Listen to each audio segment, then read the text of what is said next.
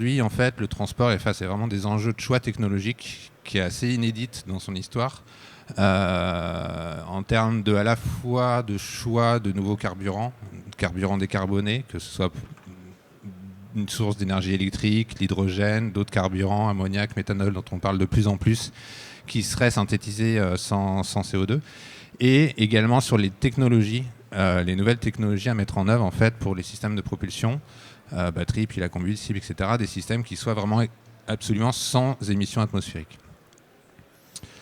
Et du coup, on peut imaginer éventuellement, étant donné aujourd'hui l'éventail de solutions technologiques qui sont en train d'être développées, qui se maturent en fait éventuellement dans d'autres marchés, qu'en 2050, si on souhaite exploiter tout le potentiel théorique en fait des énergies marines et a fortiori souvent en haute mer, qu'on puisse envisager en fait des sortes de stations-service, des usines, des giga d'usines en pleine mer, qui vont exploiter en fait des parcs, des champs d'éolien, des champs de PV flottants par exemple, pour produire en mer, localement, en offshore en fait, de l'hydrogène qui pourrait être liquéfié, voire convertir cet hydrogène en d'autres carburants décarbonés avec des process associés pour faire de l'ammoniac, le méthanol, qui serait alors en fait du carburant directement ou indirectement. Après, il peut y avoir une problématique de transport disponible en fait pour le transport de marchandises sur des nouveaux navires à grande efficacité énergétique.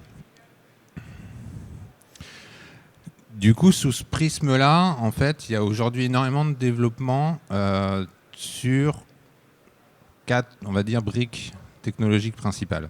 À partir des énergies marines, il y a déjà une première problématique, c'est les sous-stations électriques. À l'image des sous-stations électriques aujourd'hui, des parcs éoliens, il y a, en fonction de nouveaux enjeux, en fonction de nouveaux types d'implémentation des parcs EMR, des nouvelles technologies qui peuvent être apportées, des réflexions sur les structures de réseau électrique, que ce soit AC ou DC, sur le stockage électrique qui peut être associé à ces parcs EMR, éoliens ou autres, en fait, pour apporter de la stabilité, apporter de la qualité, de la puissance injectée et ou générée, et des travaux sur les architectures. Les architectures électriques, on parle d'architecture hybride, d'architecture modulaire qui permettent de faciliter en fait, la définition des architectures. Il y a ensuite la brique, dans cet axe-là, Sea-Power-to-X. Et on va, avec les enjeux de savoir comment c'est possible, est-ce que c'est possible de voir des nouvelles plateformes, à l'image de plateformes offshore, qui historiquement exploitent, qui sont plutôt dans les filières oil and gas, mais des nouvelles plateformes qui vont, elles, en fait, profiter de cette électricité-là, localement, donc en pleine mer, pour aller produire de l'hydrogène, voire des dérivés de l'hydrogène, comme les carburants que j'ai pu citer, ammoniac, méthanol. Donc ça veut dire des fortes contraintes en fait, d'intégration en mer d'un process industriel relativement complexe. Et ensuite, la troisième brique, c'est les navires. C'est comment on peut exploiter ces nouveaux carburants pour décarboner le transport avec des nouvelles technologies de batterie, de piles à combustible.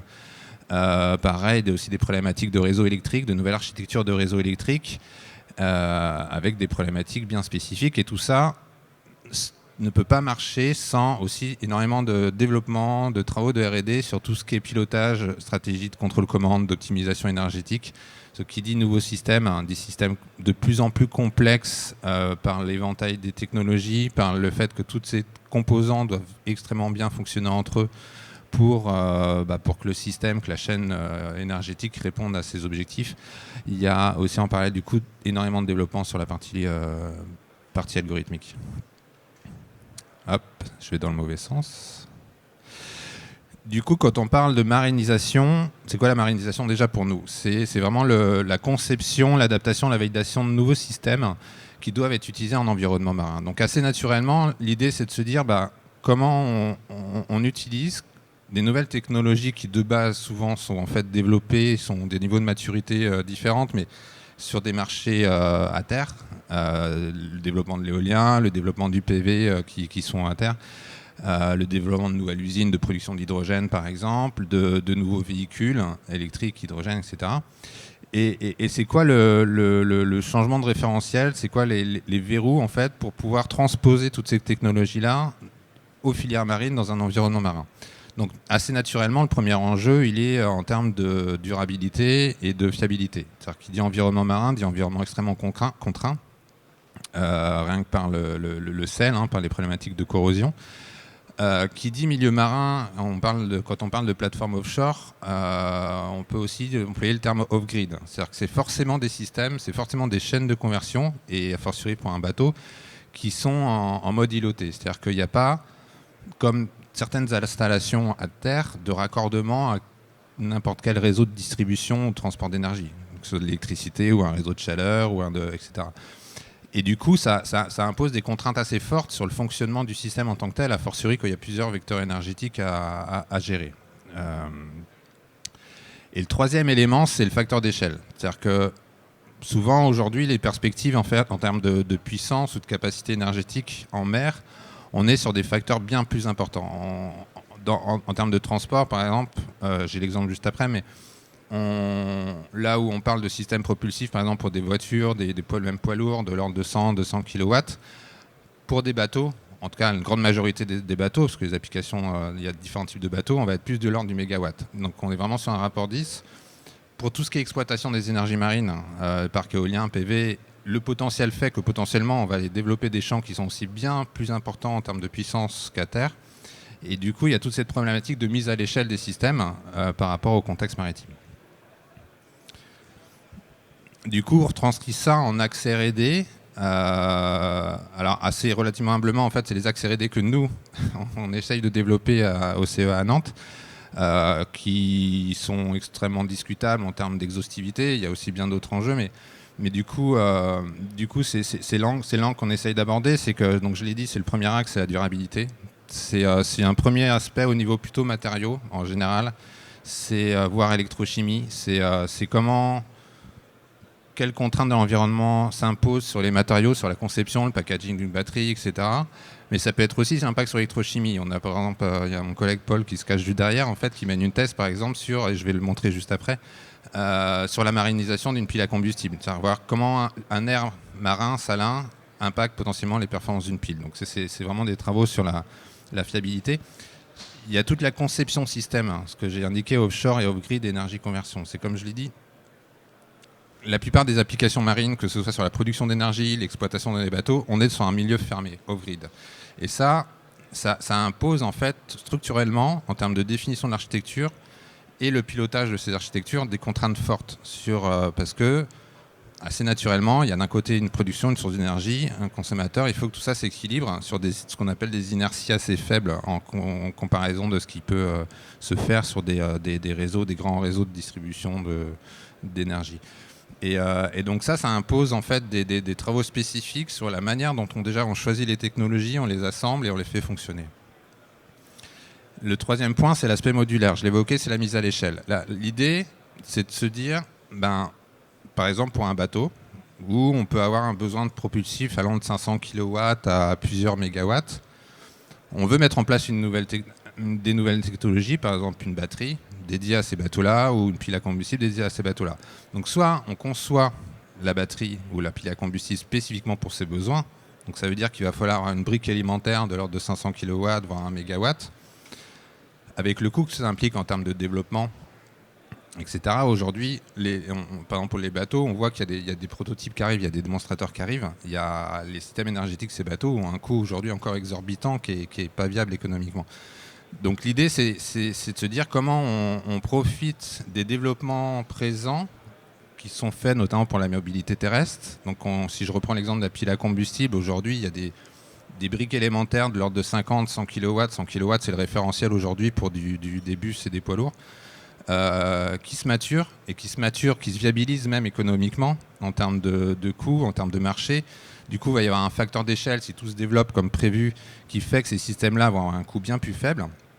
Et du coup, l'idée, c'est de se dire comment on profite de ça pour ensuite faire un Lego à partir de ces briques élémentaires pour répondre à d'autres besoins comme ceux du maritime. Et du coup, ça implique des réflexions sur les architectures donc, modulaires, c'est-à-dire que comment on fait ce Lego-là. Je ne vais pas rentrer trop dans les détails, mais est-ce qu'on fait des assemblages série ou parallèles pour répondre à quels enjeux est-ce qu'on va s'axer sur les performances brutes, l'optimisation ultime du rendement énergétique, ou est-ce qu'on va profiter de cette architecture-là pour apporter de la fiabilité au système? Typiquement, une architecture modulaire de ce type, s'il y a une brique élémentaire qui ne marche plus, comment on reconfigure le système pour que l'impact sur le fonctionnement global soit minimisé. Donc c'est des questions qu'on essaye de regarder.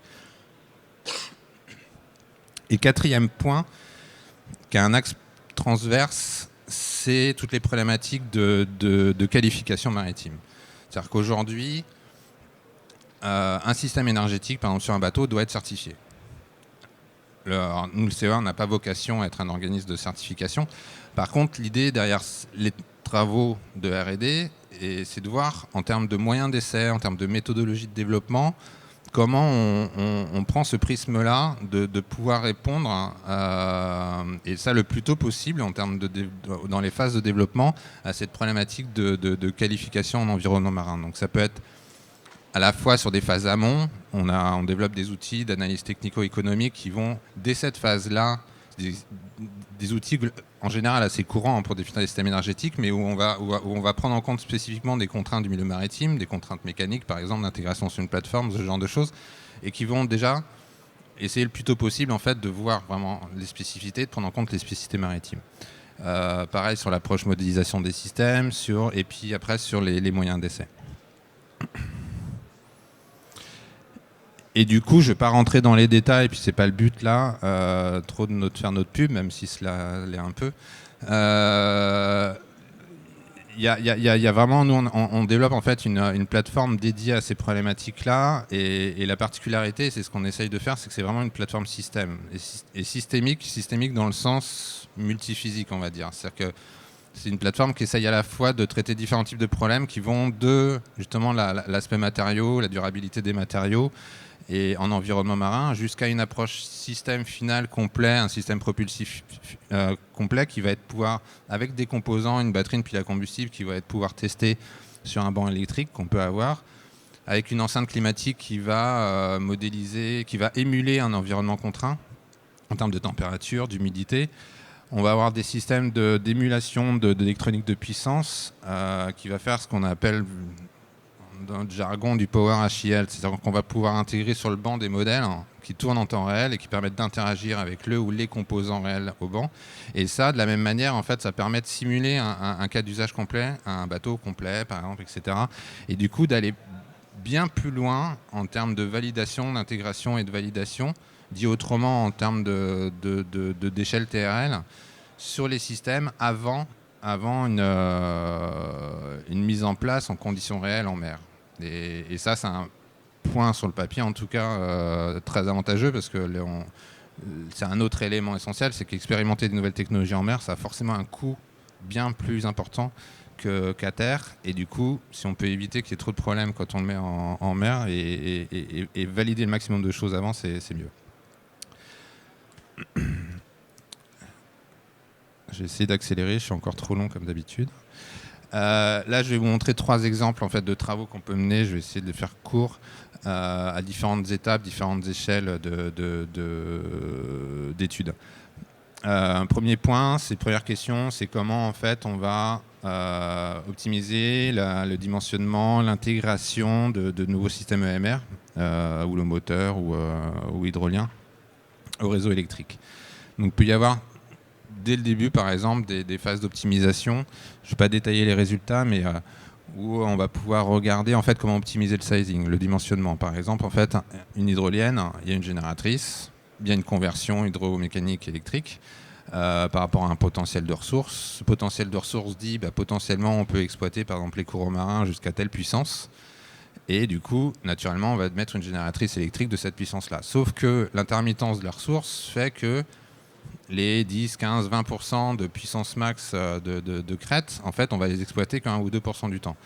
Et du coup, en termes de coût, est-ce que c'est plus viable en fait d'aller chercher cette puissance max, ou est-ce qu'on peut trouver un compromis? Et du coup, l'idée c'est ça, c'est de regarder le compromis entre cette puissance, cette énergie exploitable et le dimensionnement du système. Et on a pu faire une étude où, par exemple là, dans un cas, en réduisant le dimensionnement de la génératrice, on ne perdait que 3% de l'énergie potentiellement exploitable, et tout en réduisant le coût du système de 30%.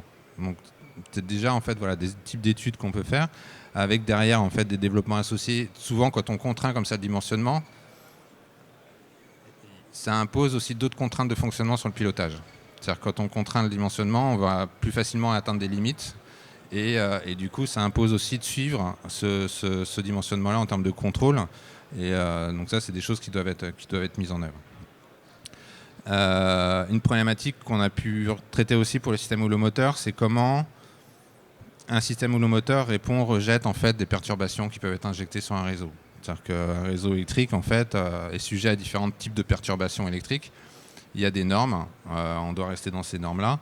Et du coup, l'idée là, c'était d'étudier comment un système de stockage en parallèle, en aval de la conversion et de la source houlomoteur, pouvait contribuer à faire des rejets de perturbations et améliorer la qualité de la puissance électrique injectée. Donc ça, c'est des démarches de modélisation, de développement d'algorithmes associés et surtout de validation donc sur la plateforme PowerHIL où on va pouvoir émuler vraiment assez finement en fait, le comportement des différents convertisseurs électriques et voir comment ils se comportent face à une nouvelle stratégie développée pour voir que ça répond bien aux normes. Sur la partie en fait, conversion Power to X, il y a aujourd'hui beaucoup de projets en fait, qui essayent en fait, beaucoup de réflexions sur cette production d'hydrogène en milieu offshore, en exploitant l'éolien offshore. Donc à ce stade, en fait, on a commencé, et ça c'est un des premiers enjeux, c'est de voir la viabilité technico-économique. C'est-à-dire que c'est tout de suite un gros machin qui est potentiellement très cher à mettre en place, extrêmement contraint, parce que quand on sait déjà aujourd'hui les enjeux du coût de production d'hydrogène à terre, on imagine très facilement qu'en mer, c'est encore bien plus compliqué, et d'avoir une hydrogène à coût compétitif. Donc là, l'idée, c'est de vraiment mettre en place des outils, déjà dans un premier temps, des outils technico-économiques qui vont essayer d'être le plus exhaustifs possible dans la prise en compte de l'ensemble des paramètres de coût, paramètres techniques, de rendement, les différentes technologies qui existent, les contraintes d'intégration, c'est-à-dire que voilà, aujourd'hui, il est envisageable d'avoir une plateforme de telle taille qui puisse accueillir un système de telle masse, tel volume, etc. De prendre au maximum toutes les données exogènes, les paramètres, etc. du système pour aller faire une optimisation où, en général, quand on fait une optimisation technico-économique, on a défini déjà une architecture et puis après, on va lancer une optimisation pour choisir le dimensionnement optimal de chaque composant. Là, il y a énormément de solutions possibles en termes d'architecture. Et du coup, l'idée, c'est aussi, le double enjeu, c'est d'être capable de définir et de faire un choix parmi différentes architectures. Dit autrement, avoir un logiciel qui fasse office de checker où on va rentrer en entrée toutes les technologies éligibles, les contraintes de sortie, les contraintes d'entrée-sortie, quelle est la puissance, la ressource exploitable, quelles sont éventuellement les contraintes, si on va imposer des contraintes de production d'hydrogène en termes de quantité, etc. Et puis l'algo, il doit pouvoir aller choisir, et bien là, par rapport à ce contexte d'applicatif-là, c'est telle architecture qui est le mieux. On peut prendre en compte par exemple le stockage et la distribution de l'hydrogène. Est-ce que sur une plateforme offshore, il vaut mieux aller faire un pipeline d'hydrogène qui va ramener l'hydrogène à terre, ou est-ce qu'on va pouvoir stocker sur la plateforme et puis après transporter l'hydrogène par bateau? C'est ce genre de questions-là qui sont intégrées dans l'outil, et en fonction du cas d'usage, on va essayer d'extraire la meilleure solution qui va apporter le coût d'hydrogène le plus faible.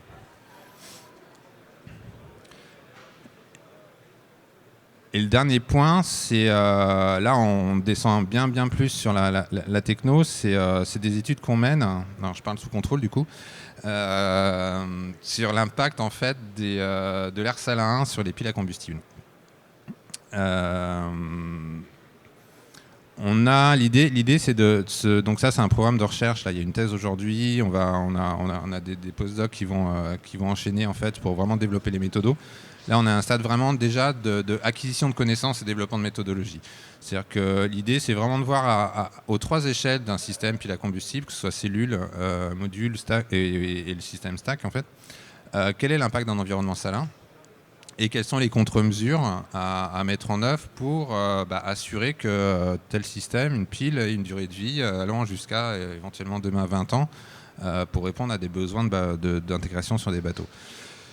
Du coup, il y a un moyen d'essai qui a été mis en œuvre en fait, pour déjà à l'échelle cellule stack en fait, analyser le comportement en fait, de l'impact électrochimique d'un brouillard salin en fonction des quantités. Donc après, il y a des normes en fait, des normes et ou des retours d'informations sur des conditions réelles de brouillard salin. Donc on a fait des essais dans ces différentes conditions. Et l'idée, c'est de voir, donc là, c'est une courbe, je ne vais pas rentrer dans les détails de la courbe, mais en gros, ce qu'on voit, c'est la comparaison à la courbe bleu-orange, avec la courbe bleue. En gros, c'est une pile non sans air salin. Et puis la courbe orange, on voit, on mesure au bout de 3-4 jours qu'il n'y a pas de filtre en amont. Parce que bien sûr, hein, il y a toujours des filtres quand même en amont d'une pile. Mais là, sans filtre, on voit que très rapidement, en fait, une pile potentiellement se dégrader. Et pire, parce que des fois, il y a des dégradations pour des piles à combustible qui sont réversibles. C'est-à-dire que le phénomène qui provoque cette dégradation s'arrête. Et ben, on arrive à la pile est en train de s'auto-régénérer et refonctionne correctement. Là, ce n'est pas le cas au bout d'un certain temps. C'est-à-dire que là, au bout d'un certain temps, la pile avait vraiment plus démarré. Donc, après, il y a des par imagerie, on peut vraiment analyser le comportement au niveau des matériaux, voir ce qui se passe, etc. Et voilà. Et l'idée, c'est vraiment de poursuivre ensuite sur phase de compréhension et puis vraiment sur après développer les méthodes. Comment on systématise ces méthodes d'analyse-là, de ce type de méthode d'analyse-là, comment on les exploite pour améliorer le design des systèmes, sur le choix des filtres en amont, sur les algorithmes de diagnostic, etc. Donc ça, c'est des travaux qu'on mène.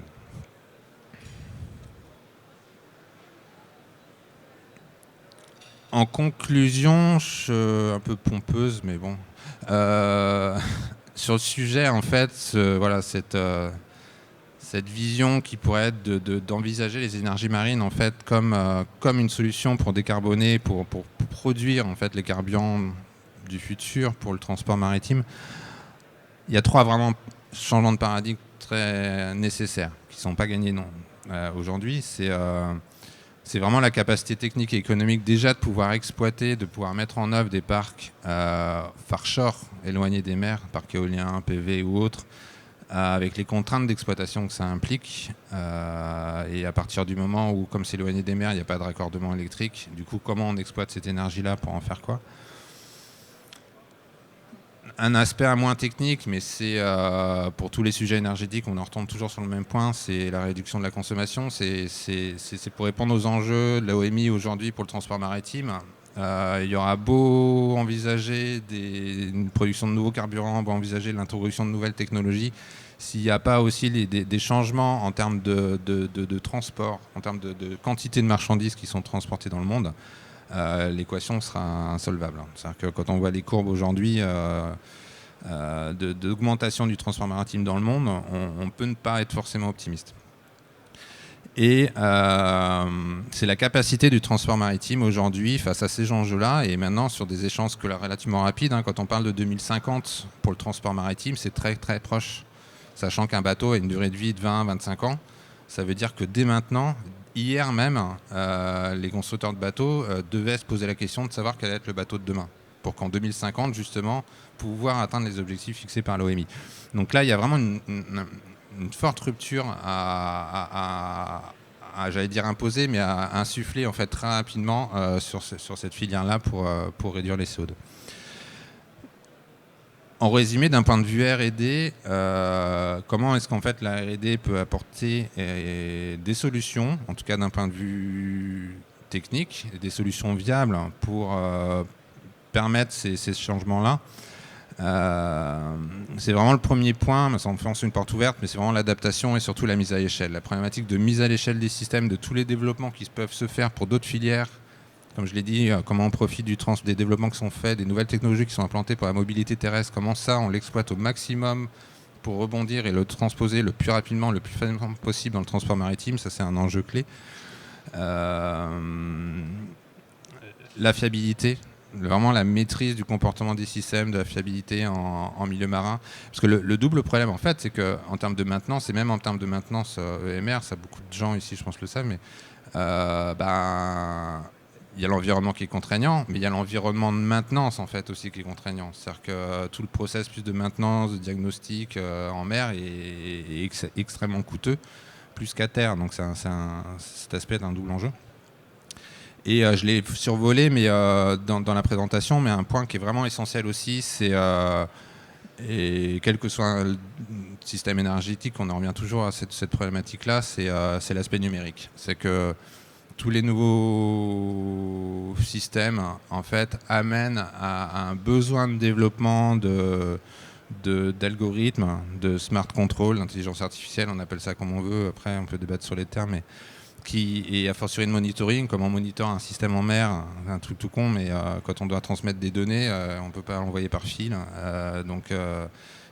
Comment on met en place les communications pour que voilà, il y a des informations en permanence qui transitent sur ces systèmes-là. C'est des enjeux également importants. Merci.